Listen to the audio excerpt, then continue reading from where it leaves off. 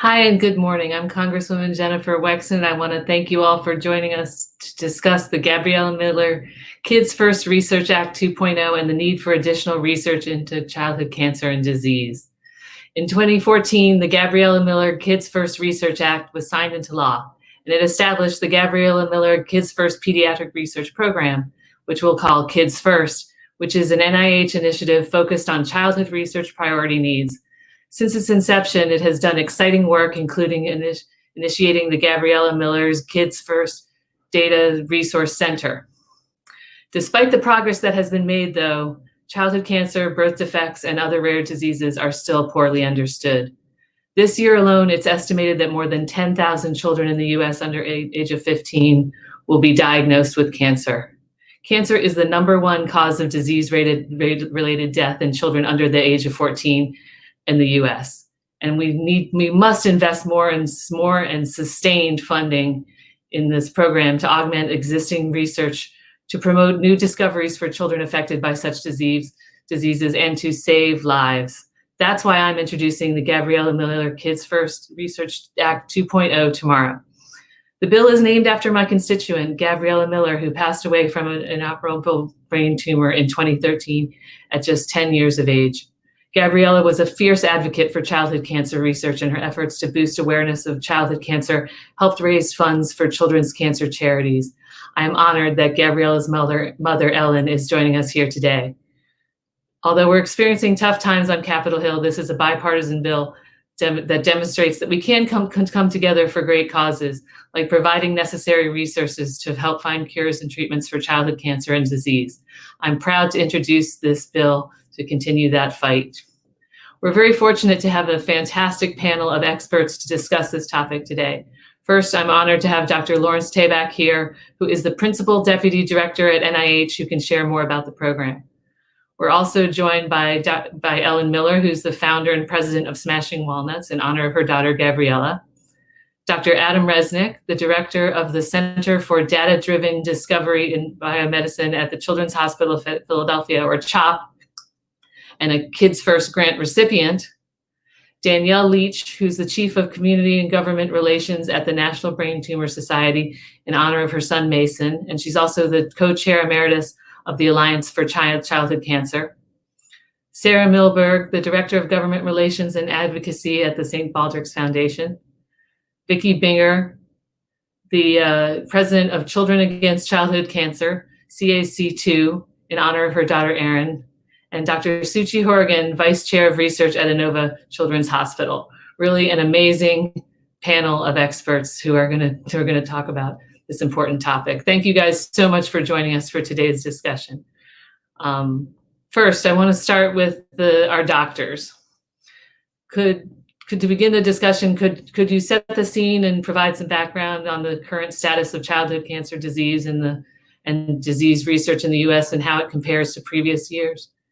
If they have any statistics or innovative research that's going on, and what are the bright lights on the horizon? We'll start with you, Dr. Tabak. Yes, thank you very much, Congresswoman. You have actually mentioned some of the unfortunate statistics. In 2020, we estimate just over 11,000 new cases of cancer were diagnosed among children through the age of 14, and almost 1,200 would be expected to succumb to these diseases. Most common types of cancer diagnosed in children ages of 0 to 14 years are leukemias, brain and other central nervous tumors, and then lymphomas. But although cancer death rates for this group have declined by 65% from a period of 1970 through 2016, as you pointed out, cancer still remains the leading cause of death from disease among children. And I can chime in briefly, to add to Dr. Tabak's comments. For a long time, we've recognized that pediatric cancer is different than adult cancers. Children don't smoke, they're not out in the sun too much, they don't eat poorly, so it's no fault of theirs or their parents that they're affected. But one of the most exciting things that we've seen is a transformation in the way that research is done through childhood cancer. How we actually cross-coordinate efforts across institutions, across the nations, across hospital systems, to come together on behalf of the solution space that leverages emerging technologies. And so in many ways, there is this combination of both terrific challenges on behalf of tackling childhood cancer and other childhood diseases, but at the same time, it provides an area of innovation around how to actually do science in an optimized way that really focuses on time as a variable that we need to optimize for, to shorten the time to a cure, to shorten the time to a therapy. That's the one thing that parents always want and are always focused on. And so we can really investigate how to do science as a general principle through our efforts in pediatrics in ways that have really been transformed over the last several years, especially through the Kids First program. So I'm not one of your physicians, but I want to jump in to add on to what Larry and Adam have said. And time is very important, but the other thing that Kids First is really helpful in is understanding the disease really well. And instead of a future where our children continue to just get very toxic treatments, where survivors bear this lifelong decades and decades of burden from the toxic treatments, understanding the disease at the level that is being studied ends up having a much brighter possibility for a future for the kids, because we'll be able to develop therapeutics that match the actual disease and what we know about it, as opposed to just carpet bombing it. Right. And one of the things that I noticed about childhood cancer research is that historically, it has not received the attention and funding that other kinds of cancers have. I mean, if you look at breast cancer research or other kinds of cancers, they get much more in terms of attention and funding. And it's only in the past couple decades that it seems that childhood cancer research is really taking on a new focus. And also the realization that children are not just small adults, right? They have I see all the pediatricians are nodding. Everybody's nodding. Because they're not, and their medical, the way they react to treatments, the way that they respond, is very, very different from how adults may react or respond. Great. Congresswoman Waxman, if I may make a statement off of what you had said. Sure. You just said that it has just been in the recent past that we've seen an increase in interest and funding for childhood cancer. And it's because of the people on this panel and others like us. It's the advocates, it's the parents whose children have it, and we're the ones who are fighting for this. And it's because of us, your constituents, that are coming together as one voice and coming to our elected officials saying, this is important, that you have now, as our elected officials, been doing the things that we need to make a difference. So we thank everybody. That's a great point. And that's a great segue for my next question, actually, Ellen, because one of the reasons, I went into public service because I wanted to help people. And I have found that some of my best ideas for legislation have come from constituents. And as a constituent, I know that you have been fighting very, very hard for childhood cancer research. Can you talk a little bit about your daughter, Gabriella, and how, your experience really, motivated you to try to make sure that other families don't have to go through what yours did? Yes. First, if I could just take a quick moment to say thank you to you and to your staff and to everybody on this call for, like I said earlier, coming together. And we need you, Congresswoman, and we need all of our elected officials. We can't do this on our own. And so we tip our hats to you for taking a step forward in a leadership role to help work for our kids. So my daughter, Gabriella, was 9 years old when she was diagnosed with terminal cancer. I mean, in the morning, we had a perfectly healthy little girl, and in the afternoon, they said she would die within 6 to 12 months. And I had never known that there were cancers that were not curable for our children. And Gabriella became an amazing advocate, and realized that people wanted to listen to what she had said. 2 weeks before Gabriella died, she was interviewed for a childhood cancer awareness organization, and it was at the time of sequestration back in 2013. So the government had shut down. NIH was closed. We personally knew children that were being turned away from their life-saving treatments because the government had shut down. And Gabriella was on a chemotherapy that needed the FDA to take a look at it, and we needed to search for a new drug because the FDA was closed. And the interviewer asked Gabriella, if you could say anything to our elected officials, what would you say? And Gabriella said, stop talking, start doing. And then she said, talk is BS. We need action. But she didn't use that polite word. And she burst into laughter because she was a child and said a bad word. Well, that clip caught the attention of former House Majority Leader Eric Cantor, and he was working on the original Kids First, and it was languishing in the House. It wasn't moving anywhere. So 1 month after that interview, 2 weeks after Gabriella died, my husband and I were in Leader Cantor's office, and he told us about the bill and asked us if we would attach Gabriella's name to the bill. So from the moment her name was attached until we were in the Oval Office with President Obama signing it into law was just over 4 months. And then from the moment that it was signed into law, it was just over 8 months before we first got it appropriated. And so it's a 10-year bill, and we have successfully gotten 7 consecutive years funded. Over $88 million has gone to NIH. And so it sunsets in 3 years. And as you said, Congresswoman, we need more funding for our children.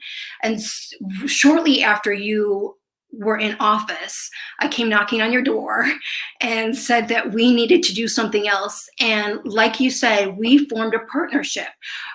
You suggested this amazing funding source and said, vet it for me. And we did, and it's beyond our imagination. And the thing that's so exciting about it is that it will never sunset. It will continuously fund childhood cancer and disease research to the tunes of what will, over its lifetime, be billions of dollars. And it's just so incredibly exciting. So I'm very thrilled for the partnership that I have with you and the leadership that you're taking with this, but also the partnership that I have not only with everybody on this call, but with all of the advocates that are helping us. You had introduced this bill in the height of COVID last spring, and we were not able to go up to the Hill, but all of the constituents from across the country and I joined together on Zoom calls, and in the matter of 6 or 7 months, we got 47 co-sponsors for the bill. And so we're excited. We're going into this new year with the new Congress and reintroducing it at a great gangbuster pace. So we're excited about that. And thank you again. Well, you're welcome. And I'm very honored to make it my first bill of the 117th Congress. Without a doubt, it is by far my favorite bill, the most important one that I'll do this term. And, you know, it's having that sustained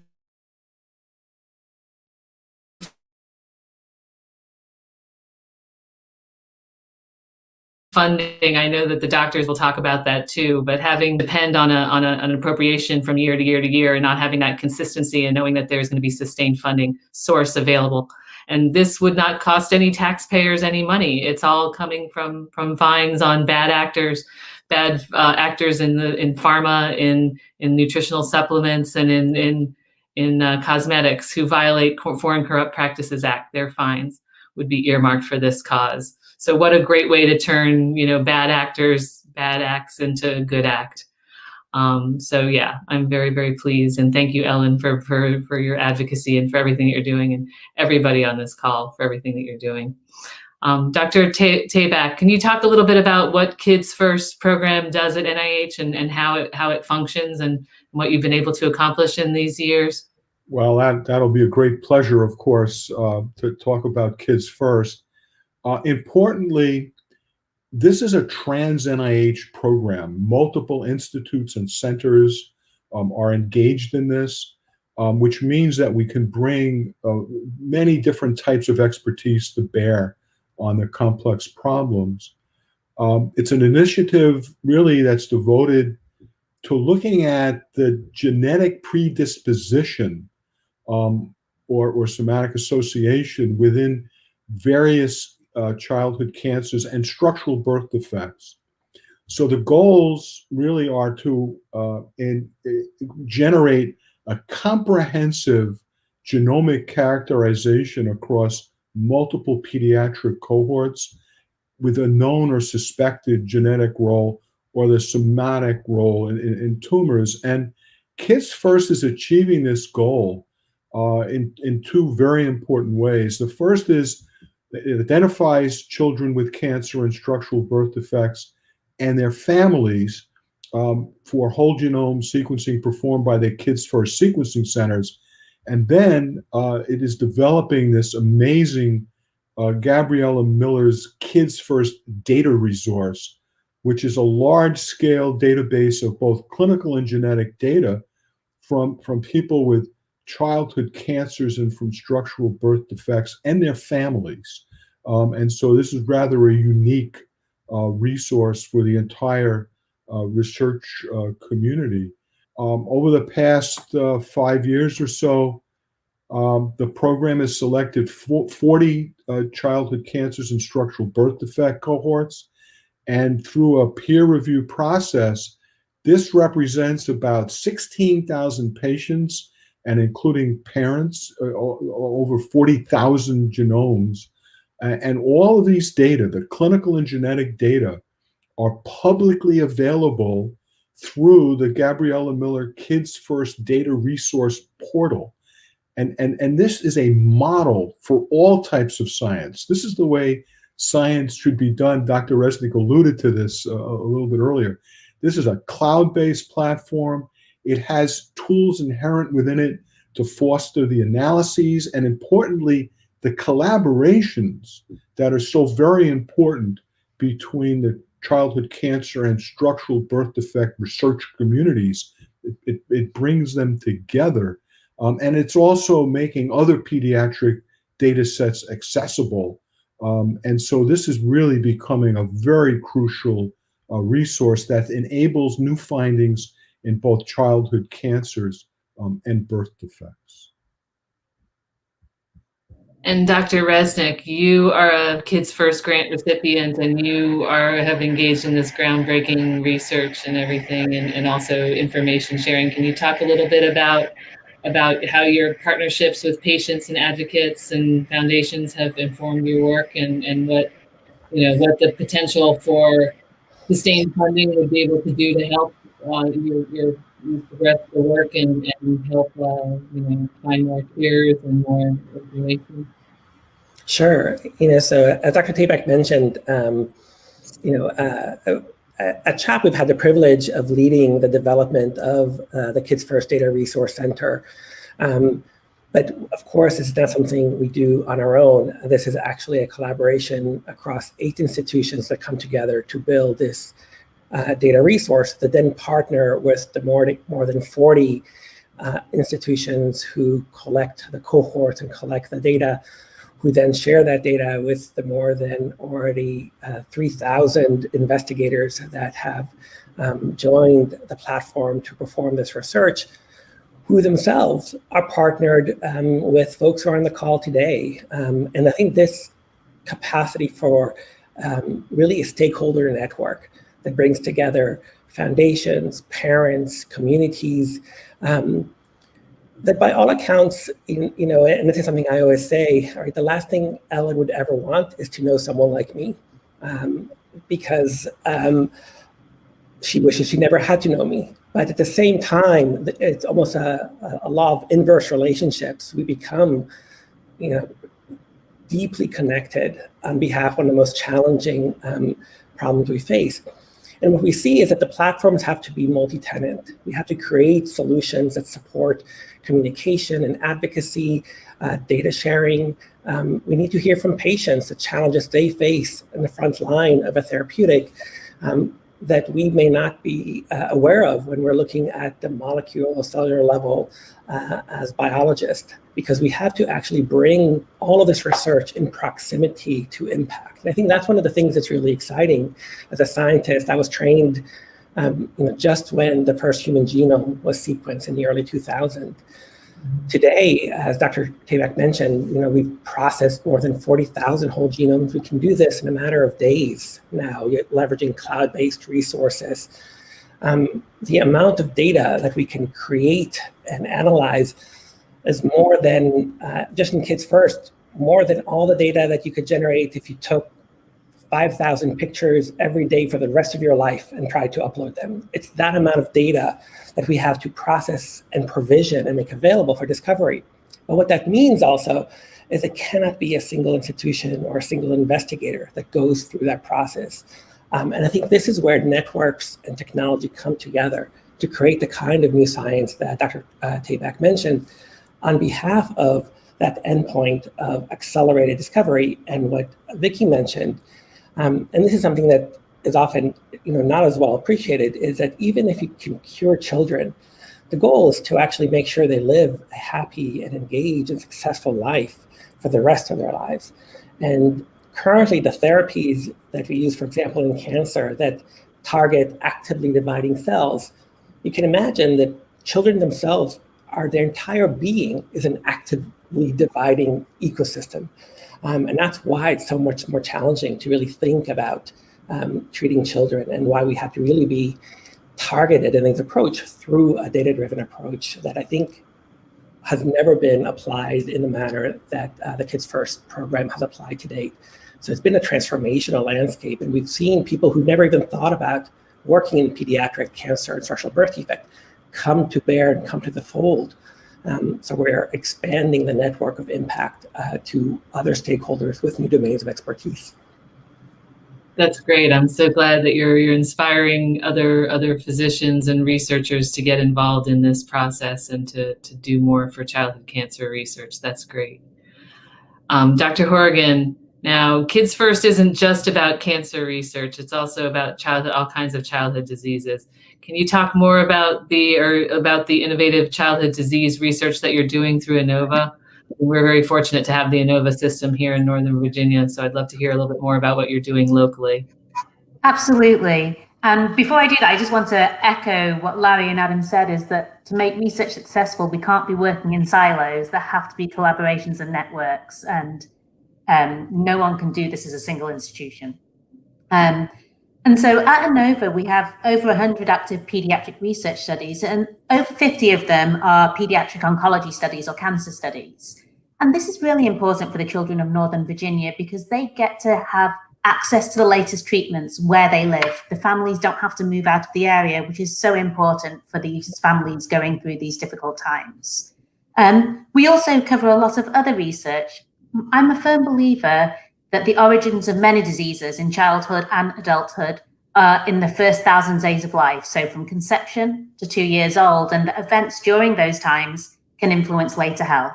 And so my own research examines the gut microbiome, or the trillions of bugs in our gut, and how it influences later childhood disease. And so we offer treatment trials for pregnant mothers and children to see if we can change the microbiome of children at risk for diseases like obesity and allergies, and to see if we can change those disease outcomes and stop that disease happening. And so while we have several oncology trials and cancer trials, we also are trying to offer prevention trials too. That's wonderful. I'm glad to hear that you're doing things on the prevention side as well. And that's I hadn't even thought about the biome and how that could impact. Although I know that as we're learning more and more, we're learning how it really does impact our daily lives in such a big way, and our outcomes and our growth and development. So that's fantastic. Thank you. All right, I want to talk a little bit about our advocates because we keep hearing about the advocates, and we wouldn't be here if it weren't for you guys. Sarah, I'd love to hear a little bit more about the work of St. Baldrick's Foundation. It first came to my attention many years ago when one of my son's favorite elementary school teachers shaved her head to raise money for childhood cancer research, and for St. Baldrick's Foundation. And I know that's something that a lot of people are familiar with St. Baldrick's for that way of raising money, that very innovative and clever way of raising money. If you could talk a little bit more about some of the work that you do and how you came to be involved with them. Absolutely. Well, first, just to echo everyone else as well, just a big thank you for holding today's conversation. And as you mentioned, the St. Baldrick's Foundation has been around for just over 20 years, and we are the largest non-government funder of childhood cancer research grants. And since our founding, we've funded over $300 million in childhood cancer research grants. And so certainly the way that we fundraise is innovative, and we've gotten very creative and clever in COVID times. It's possible now to virtual shave, and certainly if anybody's interested, there are so many ways to get involved in that way. But I'm so glad you have a personal kind of connection to the head shaves and those really cool events we were able to hold in safer times. But part of the St. Baldrick's Foundation mission has also been a strong advocacy focus that mirrors our research funding mission as an organization. And so for the past now 8 years, the St. Baldrick's Foundation has co-chaired the Alliance for Childhood Cancer, which is a national coalition of patient advocacy groups and also professional societies, all with a goal of developing and implementing policies impacting kids with cancer. And we've had a number of research successes over the years, one being the Childhood Cancer STAR Act, which is the most comprehensive childhood cancer bill we've seen in recent history, but we also have been really proud to support the Gabriella Miller Kids First 2.0 bill last Congress, and look forward to providing support again this upcoming year. And what's really great about this program in particular is it really is a wonderful example of what happens when we all collaborate and work well together.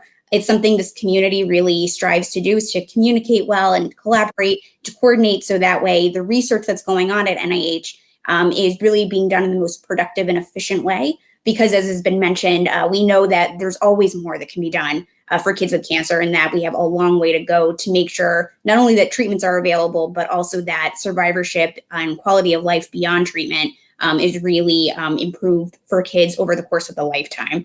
So from an advocacy standpoint, we keep very busy, and we love having champions like you in Congress that we can work with on innovative approaches to funding research and to really making wonderful things happen when we all work together.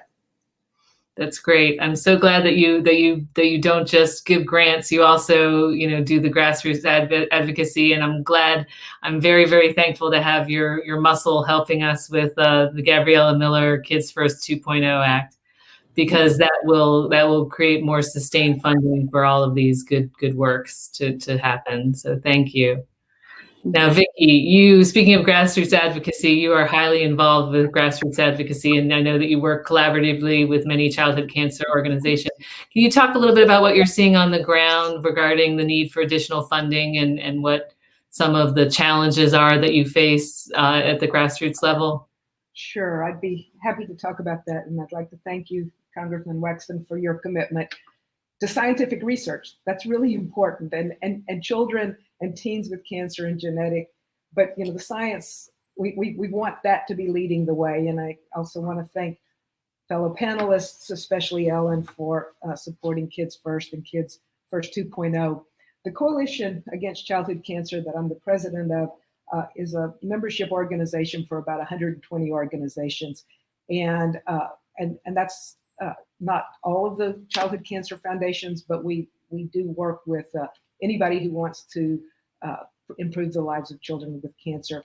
And we are really proud as an overall community of the legislative successes we've had over the past several years, including the original Kids First and the STAR Act, as Sarah pointed out, but there have been other things as well. And what we attribute the success to this very energetic grassroots advocacy is our ability to work together, but also that we've had really strong leadership from our Hill champions and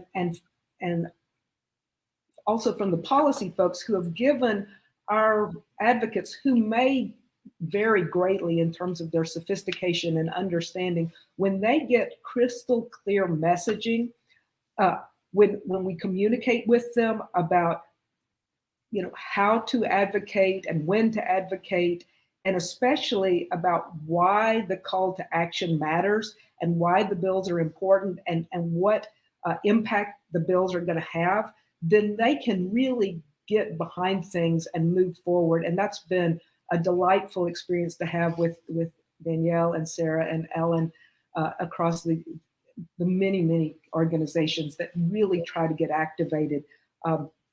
It's been really important for them to understand also when we start, because they're not always very sophisticated, when we start having a number of bills, we don't want anyone, a staffer on Capitol Hill, an advocate, to think one and done. Oh yes, we passed a bill, that's it.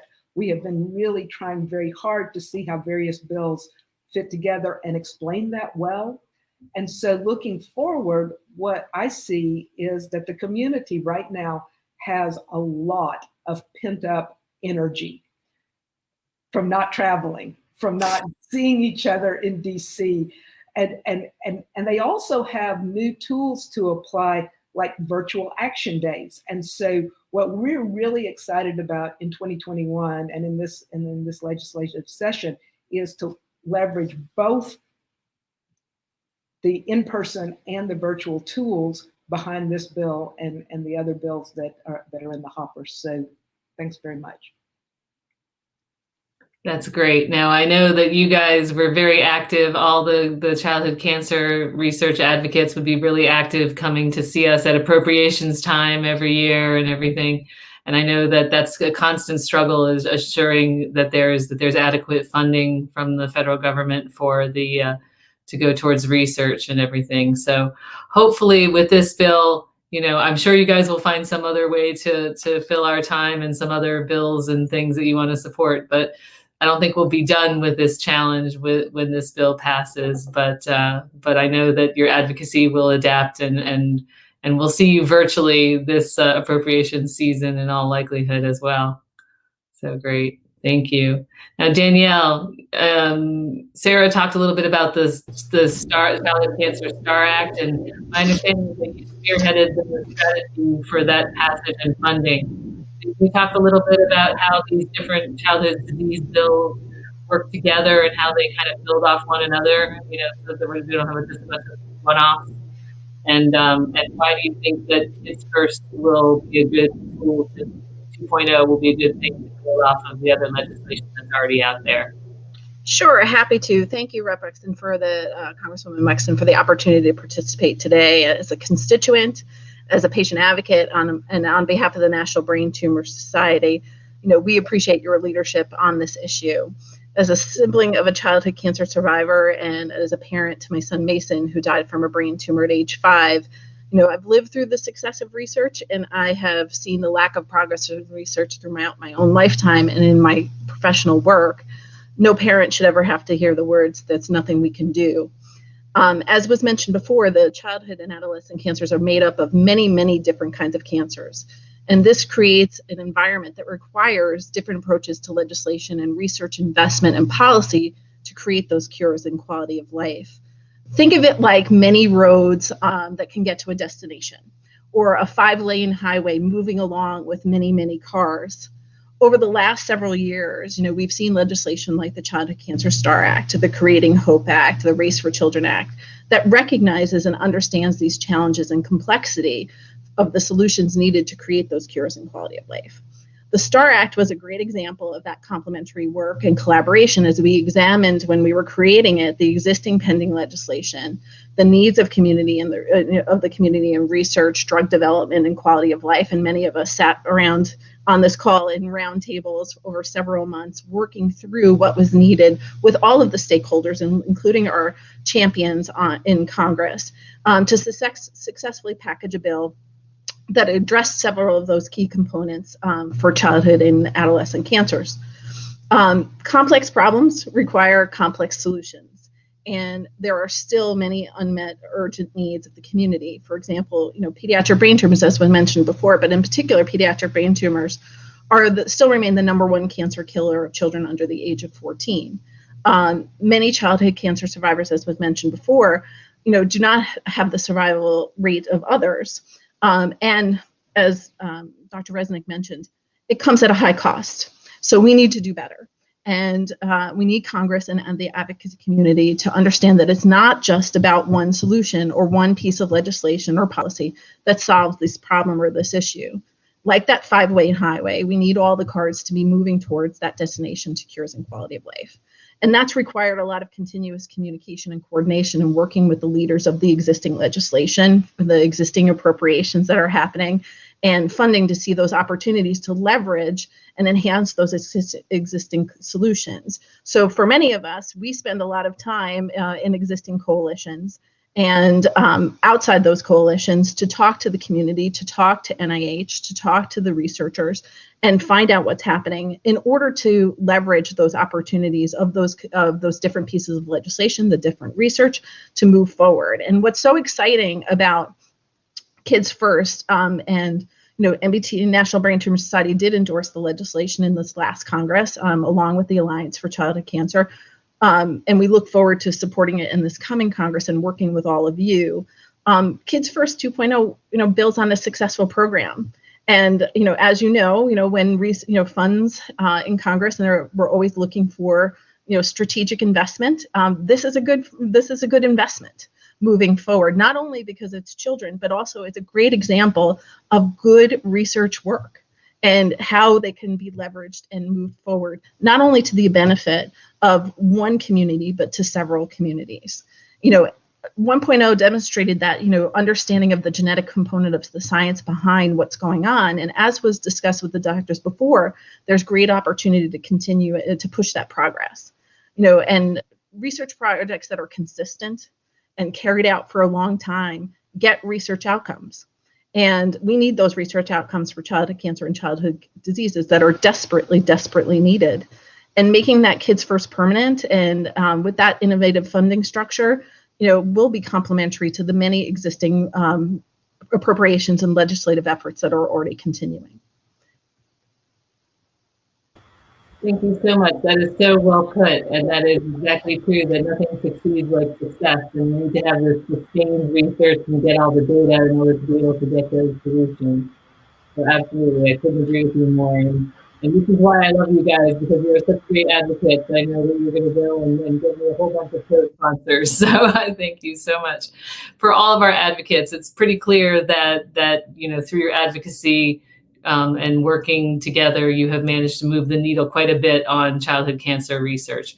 Where is there still room for improvement? What are some of the things that you'd still like to see improvement on, or that you're working, the challenges that you're facing going forward? I would just to chime in first would say funding is always a top issue. We know in a lot of places more is better for our community. We often tend to think that childhood cancer research has been wholly underinvested in the past, and that we've made some really wonderful progress in recent years. And if you look at the grants NIH has been giving out, we've seen that the investment in childhood cancer research has nearly doubled in recent years, which is incredible. But because childhood cancers are rare diseases, oftentimes then the investment from other forces, from industry, from philanthropy, from academia, isn't quite where it is in the adult space. And so that's where we really uniquely depend on the federal investment to really make up that difference and to come up with better, less toxic treatments for kids. So with the St. Baldrick's Foundation, we've been saying our goal is always to give kids a lifetime and to think through treatment and beyond through survivorship. And we know that that requires resources. And so we have some really fantastic programs in place at the federal level, Kids First being one of them. But we're always eager for more in really making those smart investments moving forward that focus on treatments and also survivorship. Yeah.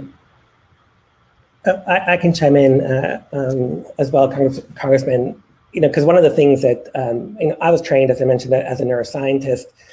And one of the things that I see really happening and the exciting part of the future space of science on behalf of children has to do with, what Sarah just mentioned, which is how do you actually take this context of the rare, which is unfortunately not rare enough given what we heard today, and apply it in more real time.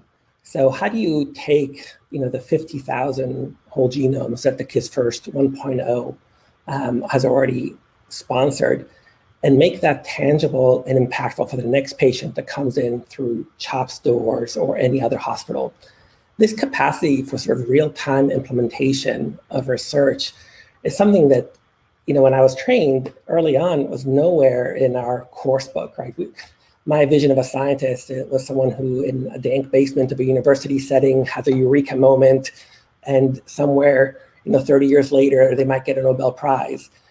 But the reality is that we can actually now transform this process of proximity to impact, where we can take this foundational layer of Kids First 1.0 and then bring it into the clinical setting and impact in greater and more real time.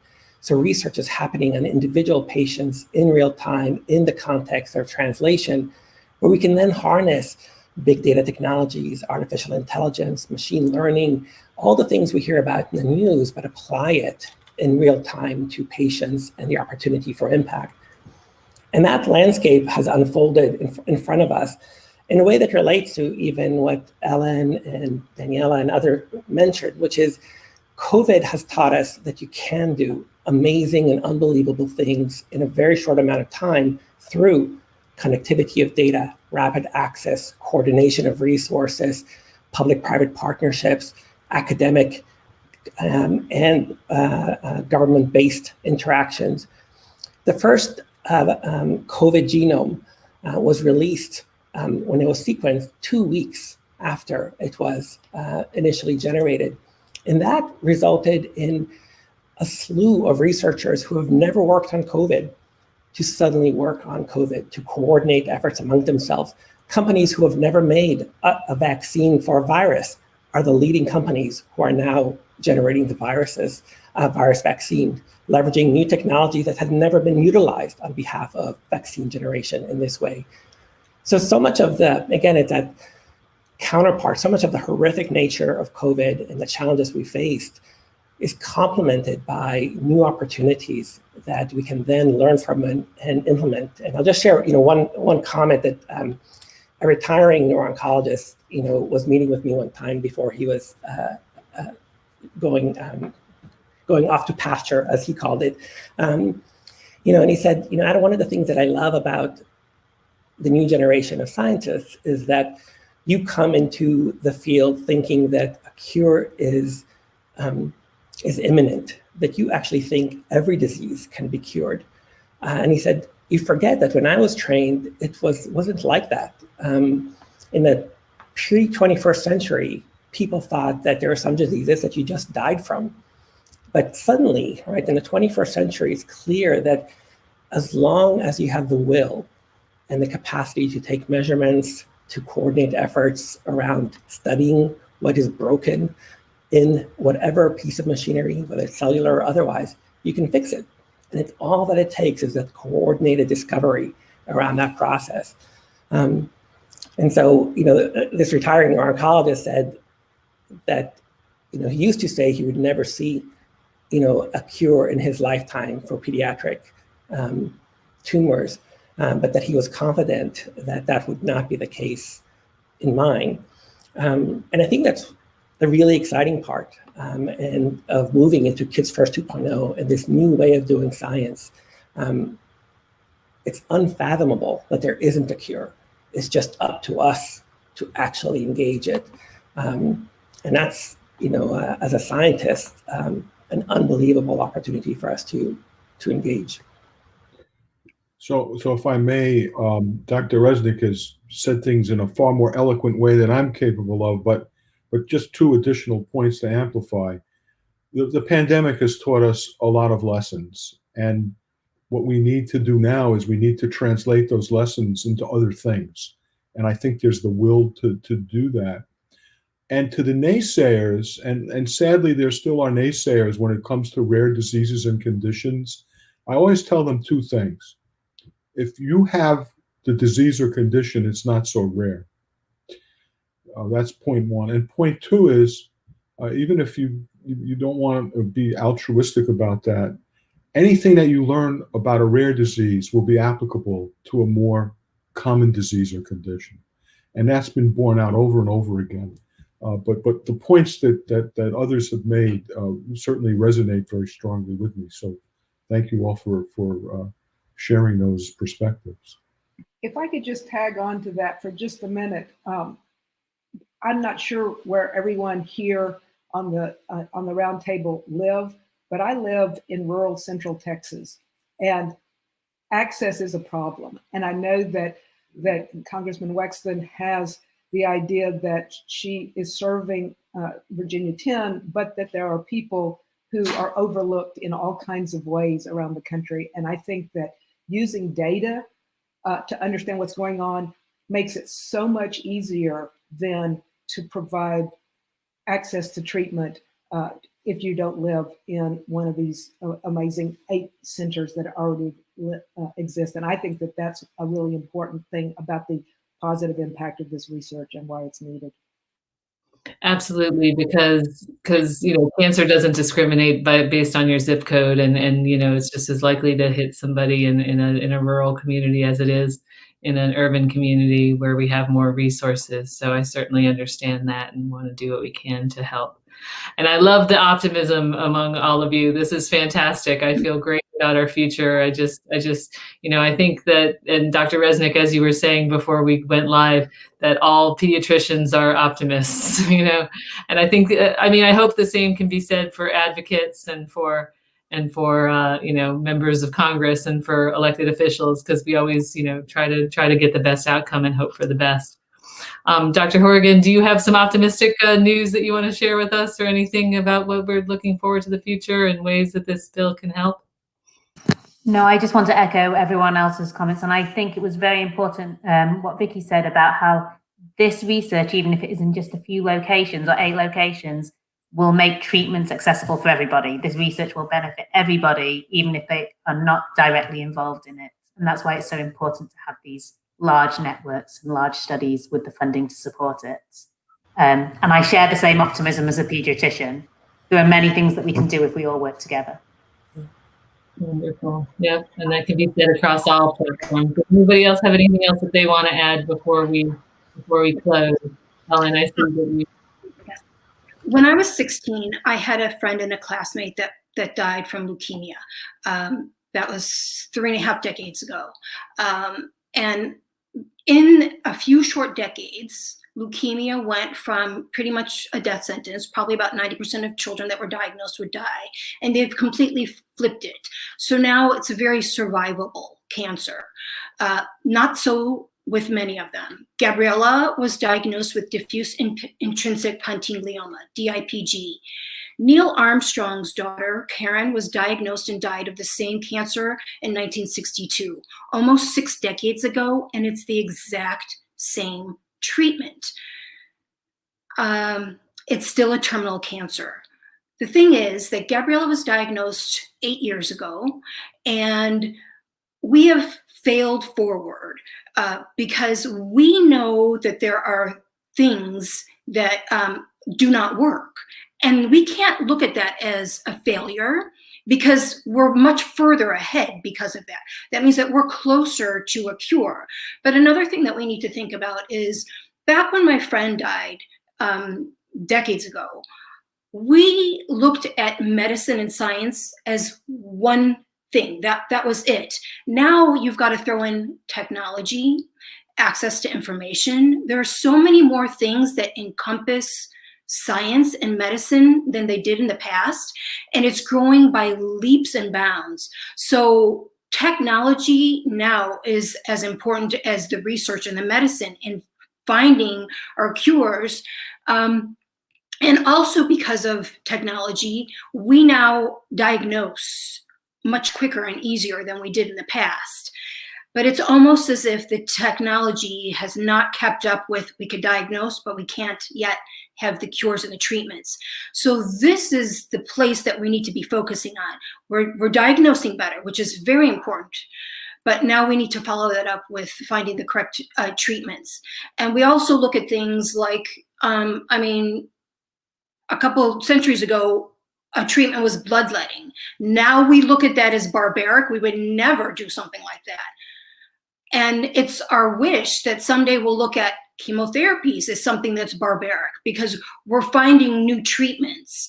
So you said forever optimistic, and you said that you wish that the advocates and the parents were optimistic, and that's all that we have. I mean, when Gabriella was diagnosed and they were told that she was terminal, when one treatment didn't work, we were wishing for another one just to keep her alive long enough until another one came. So we are forever optimistic. And I think that that very much helps join us all together to help move the bar forward.